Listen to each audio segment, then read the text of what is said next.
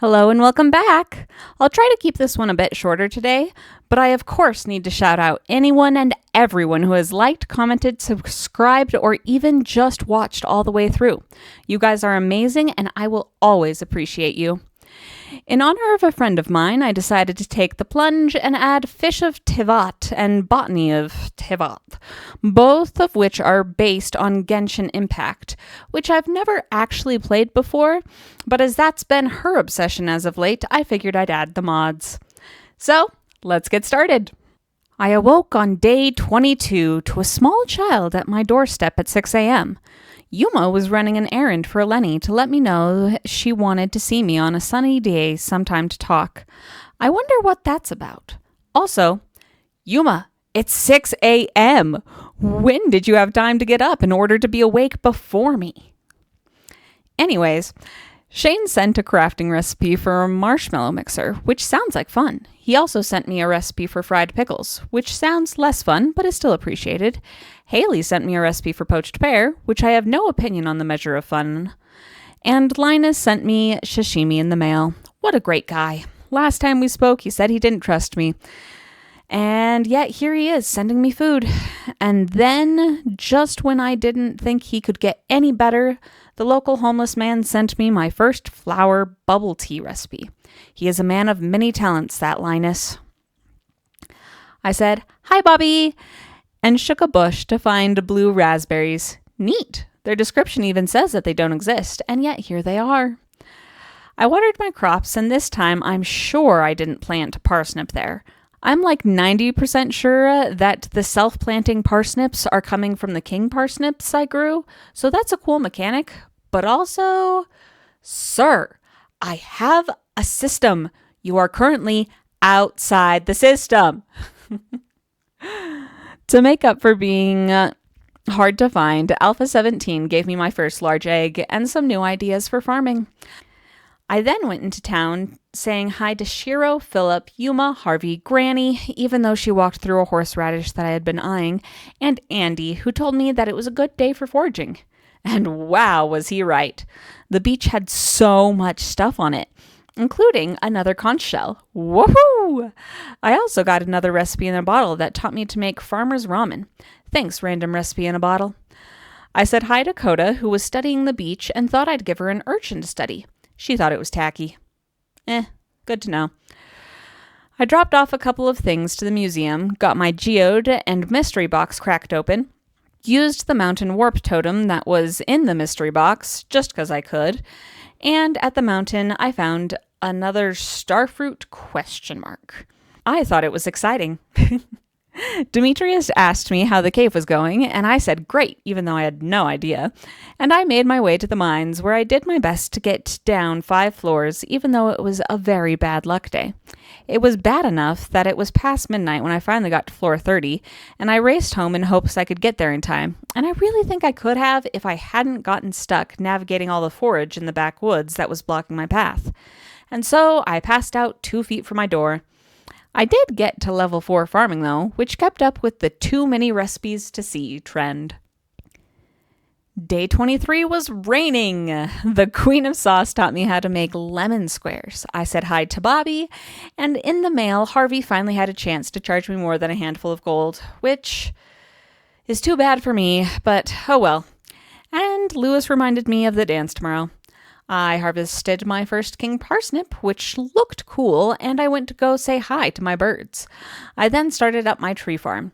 It's not going to live there permanently, but I do need to get started on that ASAP. I then wandered into town and said hi to Kinu as I went to the beach, which did have stuff on it, despite my cleaning out of it the day before. I said hi to a whole bunch of people and gave Andy a horseradish for his birthday, which he was gruffly thankful for. And I gave Shane a tree branch, just to make sure he'd be willing to dance with me at the flower festival tomorrow. My next destination was the Wizard's Tower to give Magnus the king parsnip, and while there, a catfish frenzy started. Man, I was so tempted, but honestly, level 1 fishing isn't enough for me to catch a catfish. I personally need to be at least level 3. And with how much I've been neglecting fishing, meant no catfish for me. I gave the wizard his vegetable and got home to empty out my bag before clearing out a bit more of my farm. I was running low on energy when I decided to grab a few more things in the cinder sap, only to find Shane out on the dock in the rain. He gave me a drink, which gave me a bit more energy, and we said goodnight. I only had time to grab like 3 things before I ran back to the farm, though. Well, that's what happens when it's that late. I did chop one more tree down, though, with my alcohol-induced energy before going to bed. Day 24. The mail had shrooms and blooms telling me about grinding certain mushrooms down into ingredients, and they gave me a kitchen mortar to work with. I do love it when people send me free stuff in the mail. Andy sent me a recipe for stuffed persimmons, and Marnie let me know that now that I can craft an ice cream machine, which was news to me, I can also make ice cream cakes. Nice. I did my morning chores and cleared out more of the farm space before heading down into the forest for the flower dance. Once again, there were so many people to say hi to. I quickly went to ask Shane to dance with me so that I wouldn't have the dialogue bubbles stay up for all the singles, and he did say yes, getting me the first friendship achievement, a new friend. I then went to Pierre's stall and bought every single recipe and the rare crow. I then spoke to absolutely everyone, the highlights being Moon, who doesn't dance, but jumps instead, the alchemist, who I hadn't actually met yet, Anton and Paula, who wanted to dance with each other, a maybe pirate Rodrigue, who I think brought this sweet boat with him. I'm not sure how he got it up the river, but I was impressed. This time I checked my relationships tab to make sure I had actually talked to everyone and snagged Elliot and Leah, who I had managed to miss before starting up the dance, where I did not dance the moves, but smiled and waved to everyone instead. What you gonna do?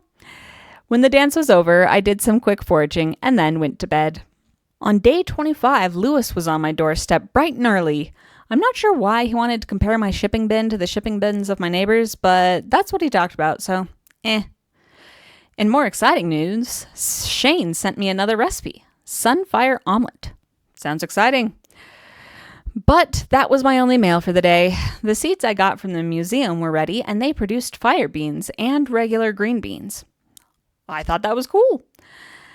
After my morning chores, I cleared my way into the farm cave and found some fall forage and a pear. I'll take it. Having forgotten what my original plan for the day was, I decided to go to Ridgeside to see what Lenny had wanted. I said hi to Alyssa and got on the tram, where on the way up, Marlin accompanied me, which was cool. I didn't actually see him up there, though. I wonder where he went. Anyways, Lenny wanted me to fix up the minecarts, and I'm always down to find faster ways to travel, so I accepted. However, during the cutscene, I remembered what I wanted to do. I had wanted to get livestock for my new barn. So I turned right around and went back to the valley. I raced into town thinking it would be faster than going through my farm, but I didn't realize that Andy and Lewis would be having a one-sided screaming match in the town square. After Andy left in a huff, Lewis asked me to talk to him, and I agreed, if only to get myself out of the awkward conversation. It was apparently so awkward that Dusty sensed my desire to flee and called me over to give him pets in a following cutscene. After that, though, I headed to Marnie's ranch, where, surprise, I ran into another cutscene. This one with Shane passed out in his room. This cutscene always makes me a bit sad, mostly for Jazz. If marrying Shane meant I could adopt Jazz, I would do it every time, but alas. I got to look at all the new animals again, including all the new ones I added, of course, which was great. I bought a brown and a white cow. The brown cow is giving me chocolate milk for this playthrough. I gathered all my quest funds so that I could also buy an ice cream cow. And while I couldn't buy a second ice cream cow, I bought a Shetland pony instead. I named the 4 new barn animals after Delta Squad and was confused by Alyssa sitting down in Marnie's living room. I had already talked to her, so there wasn't anything I could say about it, but I am still a bit confused. I then did a foraging spree. I visited the Serene Meadow again and made my way to the beach, foraging all the way. In Sophia's trash can, I found a lost page. It's the Mysterious Ladies, and I'm excited. At the beach, there was a lot of stuff, and my backpack was already full. And so I tried to get to the museum, thinking they closed at 7. I was wrong. They closed at 6. And so I went back to the beach, made use of my beach chest, and found a new recipe in a bottle that taught me losa schmarl, which was cool. I then ran home and did a clean out of my chests, including selling a lot of stuff I had duplicates for, and going through my vanilla spring forage to turn as much of it as I could into wild seeds, which I then sold. Unless you use iridium quality, then it's more profitable to sell the wild seeds, and well, I had a lot of forage. Day 26. Shane's on a streak as he sent me another recipe in the mail. This one I can't pronounce, but it sure sounded fancy. That was once again all my mail for the day, though. I got to pick up the gerbera flowers, so that was cool. I got 2 daylilies that were ready too, and I did my morning chores and went to see the mysterious lady. She was excited and promised to send me a whole bunch of recipes in the mail the next day. The traveling cart lady didn't have anything interesting to look at, though. So I started foraging because, as per usual, I am easily distracted by seeing cool things on the ground. But it is a good thing I did because I found an ancient fruit. Like, hello? What are you doing here on the ground? Did you fall off of the wizard's tower? Speaking of wizard, he asked me to bring him an ancient fruit, though he did imply he wanted me to grow it myself, but I doubt he'll be able to tell the difference. Turns out he could not tell the difference, and after leaving me waiting for him, he provided me with some blink plant seeds, which had the ominous warning to give them space and to not lose them. Okay, will do. I went into town and gave Coda a daisy to make up for my tacky sea urchin the day before, and she said it was interesting. So I guess flowers are more interesting than beach stuff for the marine biologist. What do you know? I gave Caroline another horseradish, donated a few items to the museum, and remembered to grab the summer seeds from the museum rewards. I found an extremely odd dialogue box by the driftwood on the beach that told me to step inside and prove if I was confident in my fishing skills. I'm not sure where I was supposed to step inside to, but when I figure it out, I will prove it. I gave some flowers to the fishing trio on the docks, started foraging, including breaking the sea salt rocks I couldn't before, which ended up giving me another journal page for the mysterious lady. Wow, I'm on a roll. And a fossil, which I had never seen before. Excited, I went back to the museum, saying hi to everyone along the way, and donated it to find the rewards for that came from Mount Vapius warp totems and a seed maker. Very nice. I accepted a quest from Demetrius to slay some rock crabs, and because I needed to be friends with people, I gave Pierre a tree branch for his birthday. He seemed to like it. At the farm, I emptied out my inventory again and made a trip to the cart to hand over the journal page. I foraged through the backwoods and the mountains and managed to fill my inventory again before making it to the mines, where despite the late hour and the full inventory, I made it down another 5 floors by 1:30. I then decided what to keep and what to leave in the chest before passing out. That night, I reached level 9 foraging. It's absolutely wild, I tell you. And then level 5 archaeology, where I decided to go with Pioneer for extra chances of artifact spot spawning. And the gerbera flowers did give me a nice chunk of change. I think the strawberries would have had more profit in the end, but it was still cool to try something new. Day 27. The Queen of Sauce radio taught me how to make cacio e pepe, and the mail came with 2 wonderful cookbook chapters. The first one taught me 22 new recipes, and the second one taught me 19 new recipes. That's a total of 42 recipes learned today, which, as many know, is a great number. I did my morning chores and grabbed all my wood and a good chunk of my stone because I wanted a coop upgrade. That egg incubator was going to do a lot of work, and I was excited for more chickens.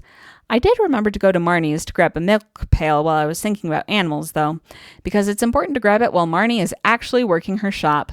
Ha! While there, I grabbed a resource egg converter, all the recipes in her shop, and a queen bee, because I could. In town, I said hi to everyone I passed on my way to Pierre's, as I had remembered something important. I would need olive oil for the construction bundle, and the olive bushes from the cornucopia mods took 30 days to grow, so a whole month plus 2 days. So if I planted them today, I could actually get olives every day in fall. I grabbed 4 of them. I also grabbed 4 cooking recipes from him too. I found another geo egg in front of Robin's shop, and I got my coop upgrade started. I then went home and planted my bushes, emptied out my inventory again, and went back towards the mines in hopes of getting to floor 40 and killing those rock crabs for Demetrius. I should have done the crabs first, but I was excited to go down some floors, and by the time I went and found those crabs, it was too late in the evening to talk to Demetrius, which sucked. Though, while killing crabs, I killed a few bugs and got another ancient seed, so there's that. At home, I cleared out more area and actually thought to check if I had leveled up in farming that morning so that I could keep clearing out debris in peace after midnight hit. I remembered to plant my newest ancient seed and slipped into bed at 150, where level 5 farming choice was up in the air. Literally, probably due to all the recipes from the other levels, but since level 5 is just a choice rather than learning recipes, it makes sense that I was actually able to see it this time. Also, I did go with tiller. Day 28, the last day of spring. It was about this point that I realized that if I had been smart, I would have checked Ridgeside for the forage the day before. But I was not smart. So, after finishing my morning chores and making sure I hugged all the trees with produce on them, I headed up to Ridgeside, where I did not find very much forage, or at least not much of what I needed. I headed into the village proper in a last desperate attempt, and instead got a cutscene with Turts as the center of attention. It was a sweet cutscene, and it did improve my mood. I said hi to everyone as I passed by and tried to give Turts a gift, only to have him hiss at me and kick it away again. What you gonna do? I then went back to the valley and ended up on the beach, where there was plenty of forage, and the acorn I had planted way back in week 1 due to not having enough space in my backpack had actually grown into a fully fledged tree. I cut it down as a kind of way to say goodbye to the season, and it did leave me feeling kind of satisfied. I cleared out my beach chest a little and gave Willie a gift before making my way back home, cutting through Blue Moon Vineyard while doing so. I checked Sophia's trash can and got the most wonderful end-of-season gift ever. There, in her trash can, was a whole iridium sprinkler. I literally could not believe my eyes. I was so excited. I made my way back home, where I set that sprinkler down by those fire bean trellis crops, as those would last into the summer, and by that point it was past midnight. I checked my skills before bed and felt pretty happy with what I had done so far. It didn't look anything like my usual skill trees do by the end of spring in my vanilla playthroughs, but that's only to be expected. I ended this season with level 5 farming, level 4 mining, level 9 foraging, level 1 fishing, and level 2 combat. I had made it to floor 40 in the mines. I'd managed to build a coop, barn, silo, and a coop upgrade. My axe and pickaxe were both copper, and my backpack was as big as vanilla goes. I had made incredible progress in the museum, and yet hadn't finished a single bundle in the community center. I had a 5-heart friend in Shane, and was still missing 16 people for the introductions quest. Overall, it definitely wasn't the most productive spring I'd ever had, but it was by far one of the most fun. And isn't that why any of us play Stardew? To enjoy it? Thanks again to everyone who has chosen to start this journey with me. I'm so excited to continue into summer. If you have made it this far, I'd love it if you liked and subscribed. But more importantly than that, I hope you have a good, outstanding, fantastic, marvelous, extraordinarily great day.